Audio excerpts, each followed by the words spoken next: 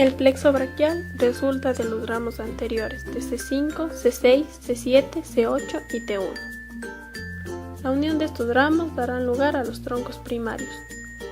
C5 y C6 formará el tronco primario superior. C7 se continúa solo y forma el tronco primario medio. C8 y T1 forman el tronco primario inferior. La unión de estos troncos primarios dará lugar a los troncos secundarios.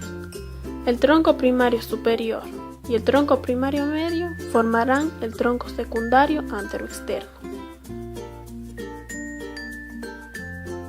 El tronco primario inferior formará el tronco secundario anterointerno. Al unirse estos troncos secundarios, se formarán los ramos terminales del plexo braquial. El tronco secundario anteroexterno y el tronco secundario anterointerno formarán ramos terminales como es el nervio musculocutáneo, el nervio mediano y el nervio cubital. Recordemos que estos tres nervios resultan de la unión de ramos mediales y laterales de los troncos secundarios anteroexterno y anterointerno. El tronco primario posterior nace de ramas posteriores. Este tronco primario posterior formará también un tronco secundario posterior, el cual dará lugar a ramos terminales como es el nervio circunflejo y el nervio radial. Y así quedan constituidos los 5 ramos terminales del plexo braquial. Existen también ramas colaterales, en el cual tenemos al nervio braquial cutáneo interno y su accesorio que nacen del tronco secundario anterointerno. Del nervio cervical 6 nace un nervio que es el subclavio. Del tronco secundario anteroexterno y el tronco secundario anterointerno se forma el triángulo de los pectorales. De C5 y C6 nace el serrato mayor, de C5 nace el subescapular y del tronco posterior nace el nervio inferior subescapular, el dorsal ancho y el redondo mayor.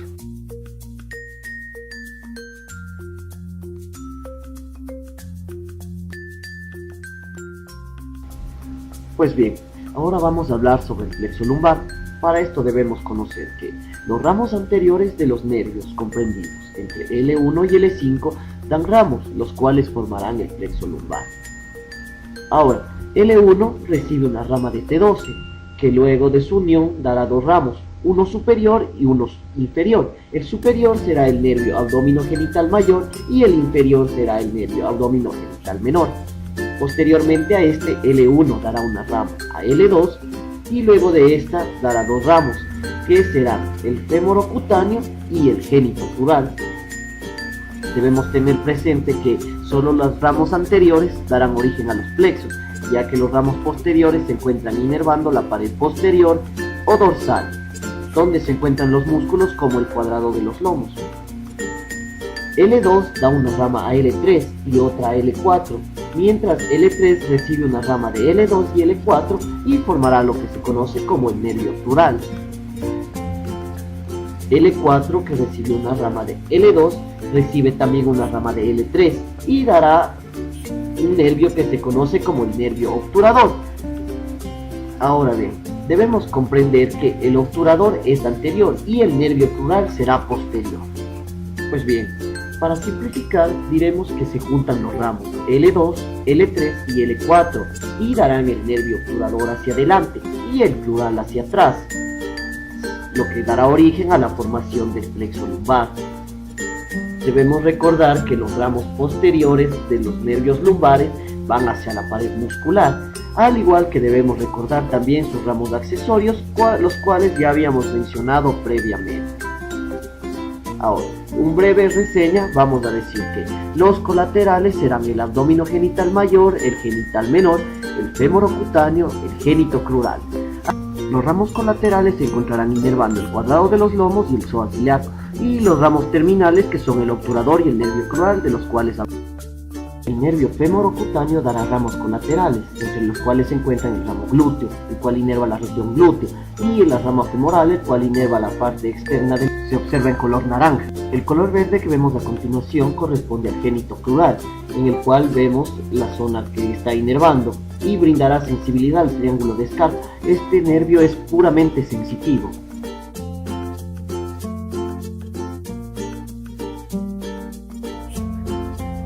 L4 y L5 son ramos, los cuales formarán un tronco en su unión, el cual es conocido como el tronco lumbosacro. El plexo sacro presenta ramas, las cuales provienen de L5, S1, S2, S3, S4, S5 y se unen. El plexo sacro se formará por ramas de S1, S2, S3 y S4, las cuales convergen en una sola rama final, la cual será conocida como el nervio ciático mayor.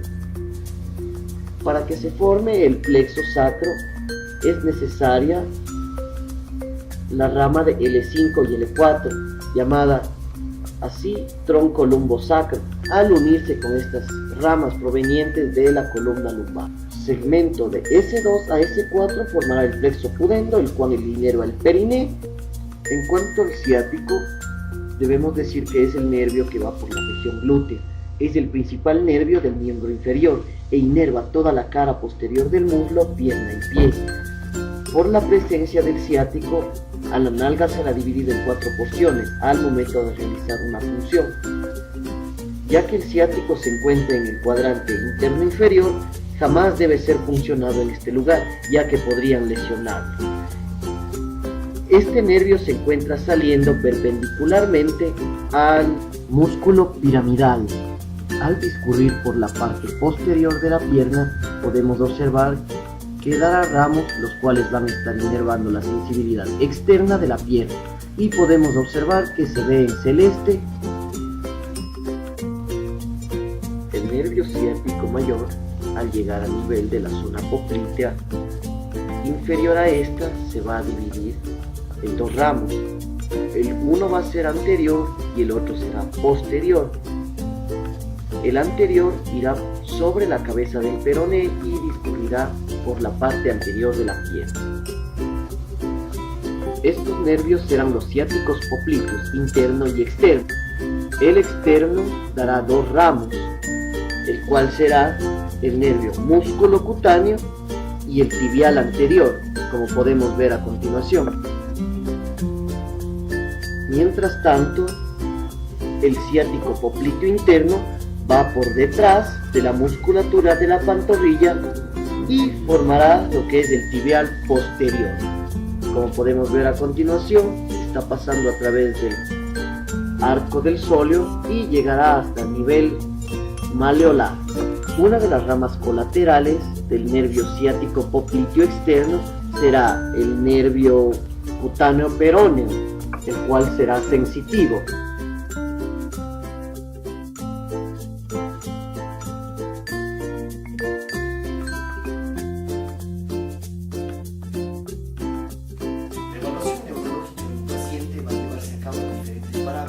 El primer parámetro de estos a realizar va a ser lo que es la función motor. Dentro de esta vamos a observar lo que es reflejos, lo que es fuerza y lo que es la tonicidad del músculo. ¿Ya? Para mantener la postura del miembro, lo cual está preparando el músculo para cuando el paciente necesita realizar una contracción de la musculatura de la porción a la cual vamos a realizar. Para esto vamos a utilizar 2 métodos, el cual primero va a ser la inspección y el otro va a ser la palpación. En la inspección podemos observar lo que son los relieves musculares que se observan en el paciente, lo cual nos indicará que el tono muscular está correcto.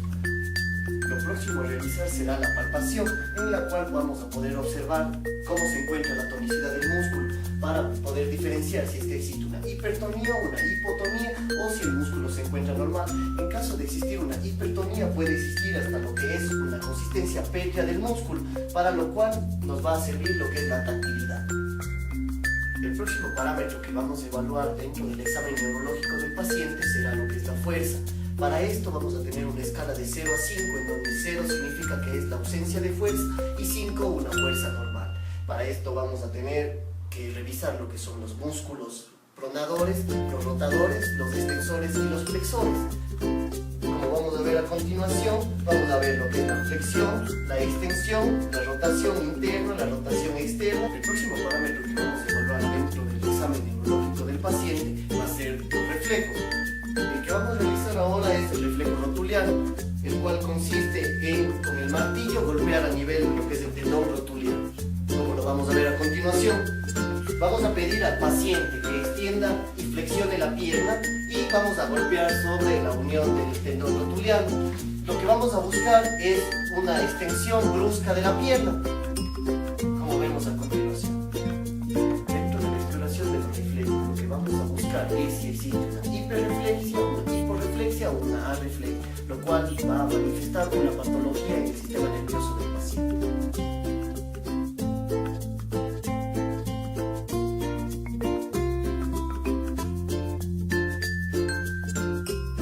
La radiografía es un método sencillo que valora estructuras óseas, las mismas que pueden comprometer las raíces nerviosas.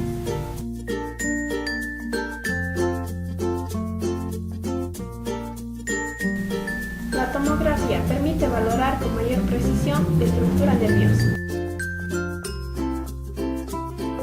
La resonancia magnética es un método diagnóstico por imágenes que utiliza poderosos campos de acción de ondas de radio. Su principal característica es la reconstrucción de las imágenes en tiempo real, valorando así las estructuras nerviosas. La electromiografía es un estudio que valora los potenciales eléctricos generados por el sistema nervioso, los mismos que son transmitidos al músculo estriado.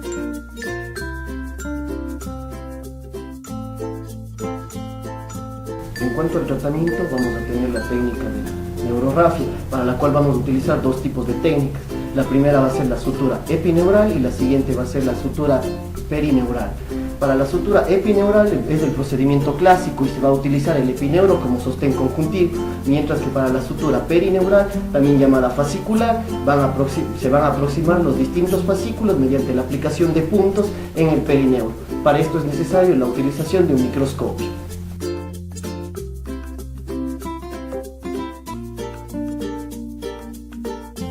Vamos a ver la anatomía vascular del miembro superior.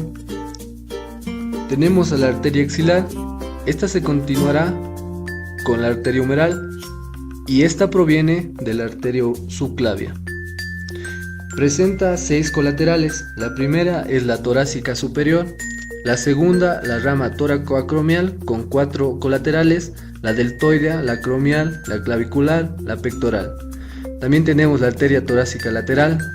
Otra tenemos la arteria subescapular, tenemos también la circunfleja humeral anterior con una rama ascendente lateral y tenemos también la arteria circunfleja humeral posterior con una rama ascendente y una rama descendente.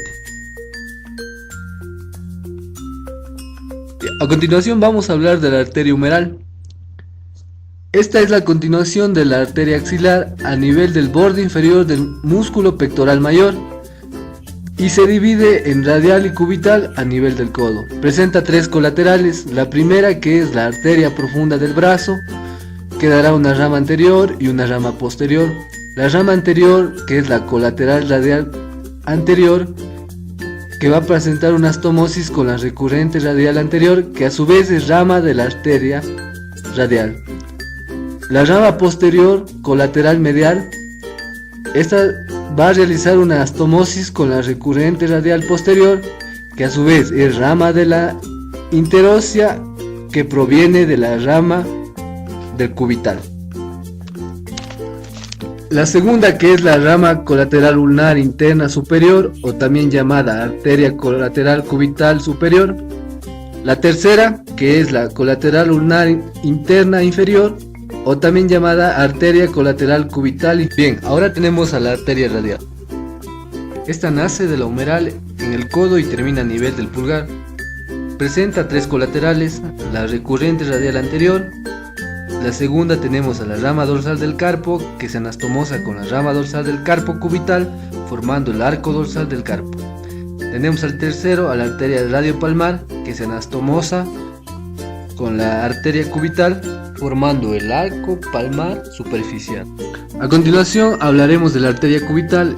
Esta nace de la arteria humeral y formará el arco palmar y arcos dorsales junto a la arteria radial. Presenta sus colaterales, la primera, la recurrente cubital, que tiene una rama anterior y una rama posterior. También forma el tronco interóseo común. El primero que presentará es el recurrente radial posterior y el segundo, que es anterior, que va por la membrana interósea para llegar hasta el arco dorsal del carpo. También una tercera colateral, que es la dorsal del carpo cubital. Esta formará el arco dorsal del carpo con la arteria dorsal del carpo radial. Bien, ahora vamos a ver la anatomía vascular de miembros inferiores.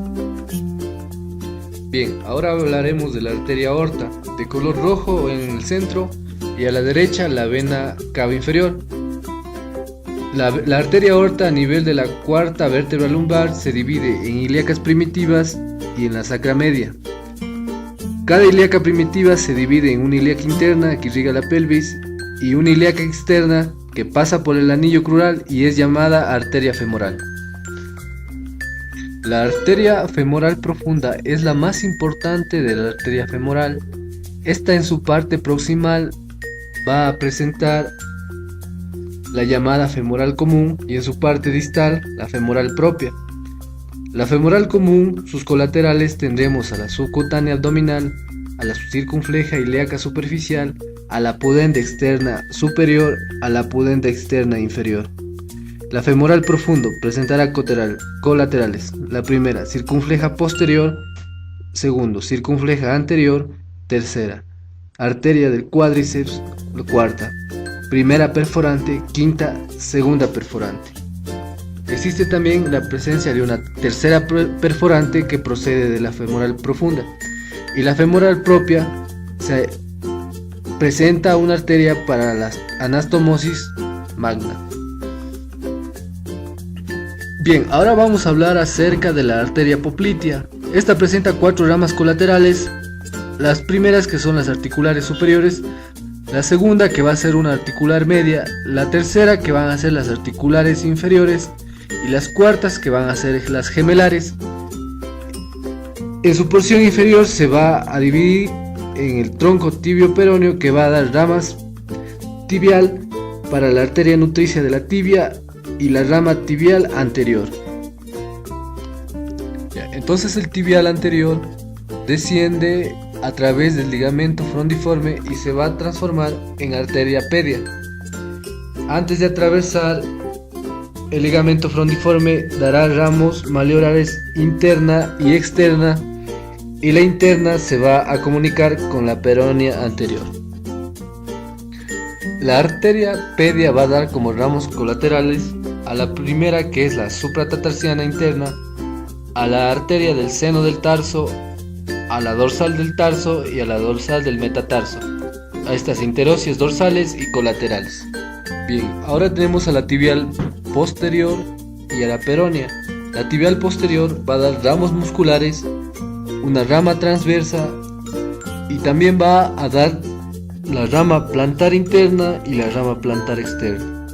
La peronea va a dar la arteria nutricia del peroné, la peronea anterior y la peronea posterior.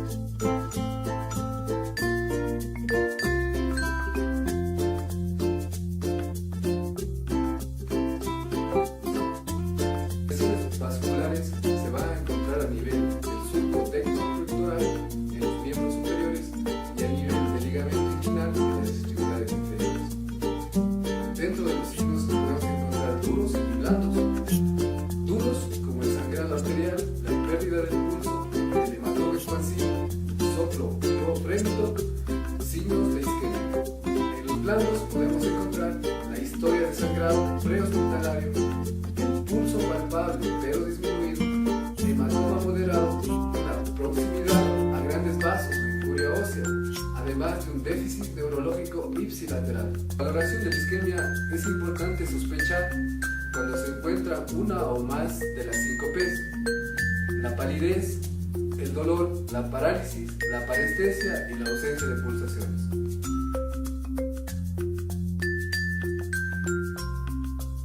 Dentro de los exámenes complementarios vamos a utilizar el índice tobillo-brazo. Esto nos ayuda a evaluar la presión a la cual el flujo sanguíneo llega distal a la lesión. Se determina y se compara a la presión a la cual llega el flujo sanguíneo de una extremidad no afectada. Este es el índice tobillo-brazo.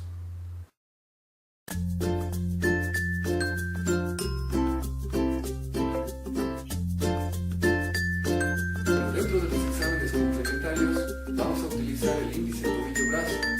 Esto nos ayuda a evaluar la presión a la cual el flujo sanguíneo llega distal a la lesión.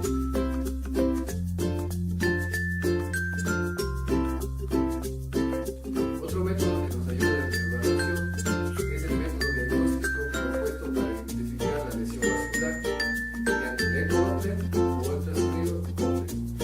Este se basa en la combinación del estudio hemodinámicamente de la velocidad del flujo sanguíneo con el efecto Doppler y el estudio morfológico mediante la ecografía en modo B. La arteriografía sigue siendo el estándar de oro en el diagnóstico y manejo del trauma arterial, con indicaciones precisas dependiendo de las manifestaciones clínicas. Hoy se sabe que la clínica es confiable en presencia de signos duros.